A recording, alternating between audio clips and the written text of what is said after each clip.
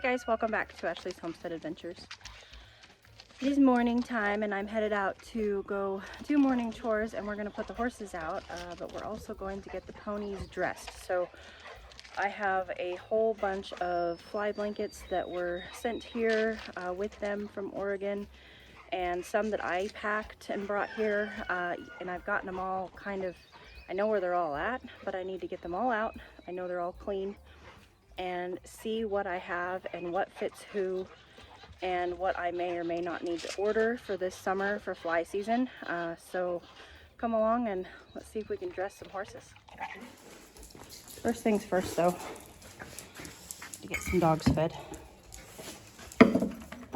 And while I do this, I'm going to let you guys watch some footage that I took yesterday while we were out and about in beautiful north central Arkansas in the Ozarks.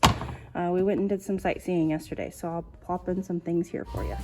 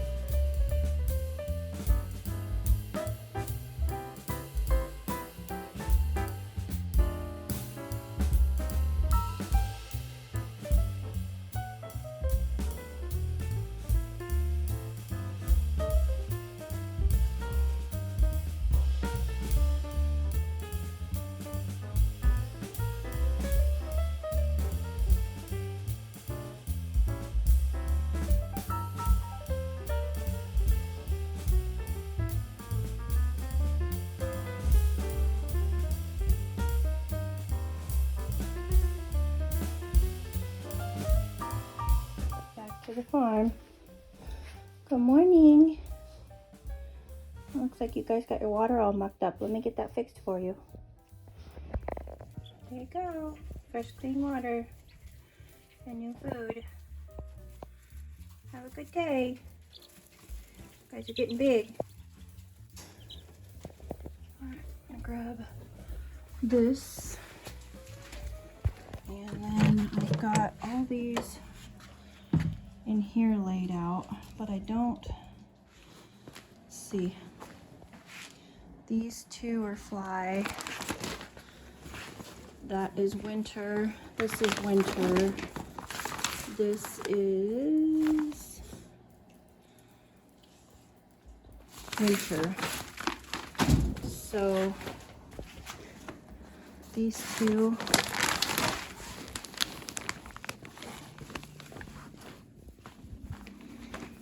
I'm just gonna get them kind of all out here.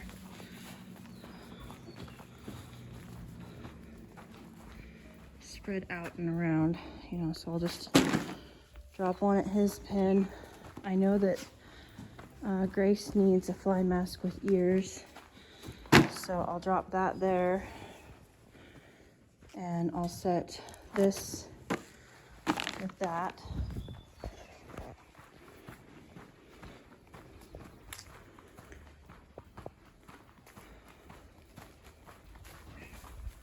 And then just gonna double check these again, just to make sure that I'm looking at them correctly. Yes, okay, so these are all winter indeed. So it's not what we need right now. Oops, wrong light. Okay. Okay, blankets, fly sheets, and masks. So I'm just gonna go ahead and take this whole thing over there next to the table. And then I think I have another one.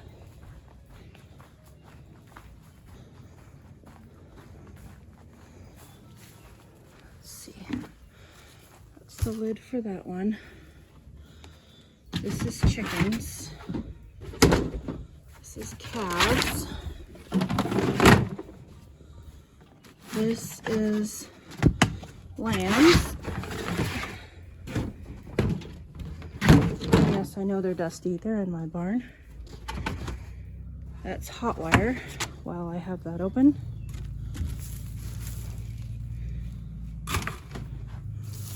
Put all this extra hot wire fencing in there.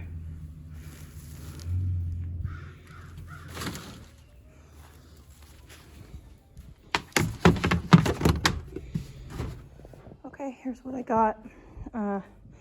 Besides the two new bags that I brought out. Maggie, no. Standing over there pawing. So now I'm just gonna go ahead and just start looking at sizes and putting them on, getting them dressed. And I'm gonna start with Grace first because she's my biggest. So I need to make sure that I've got something that fits her. Okay, well, Miss Grace had a brand new blankie, and so she is completely covered, which is awesome. She's even got a belly band, so that's good. Miss Grace is all flied out. Okay, good news is everybody is dressed to go outside, and I have 2 spares, so it doesn't look like we're gonna need to do any new ordering. Josie's got kind of an old setup on, but everybody else is good. And of course, Gracie, the number 1, is covered completely from head to toe. Yes, Maggie, I'm hurrying. So I'm gonna get them out outside. What's the point of all this dressing them if they don't get to go out to pasture? So that's what we're gonna do. You look like Rambo horse, buddy. All right. Everybody's out, dressed out, looking like a bunch of Rambo horses. Grace decided that she didn't like her pen over here. this morning, and so she went ahead and busted out of it and moved over there. So now Grace is in the second pen.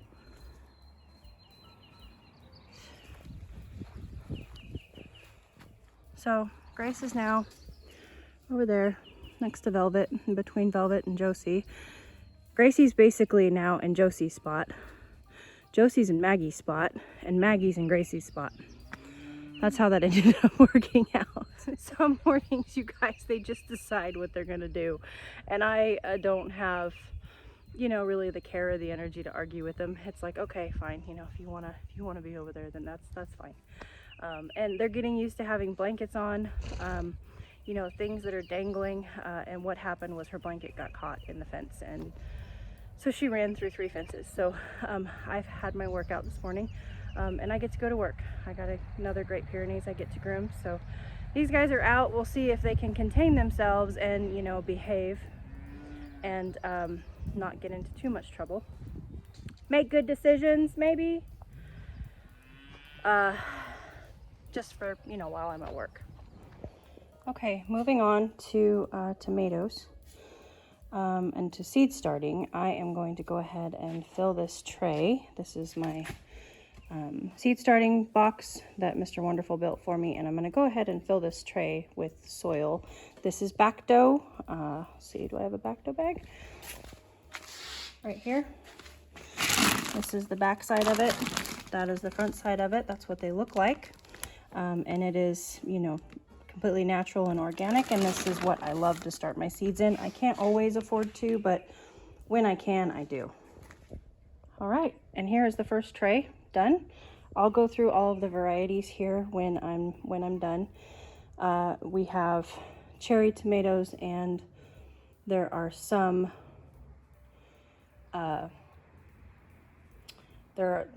slicers, and then there's some cherry tomatoes in this one. Okay, so here is the second tray ready to go.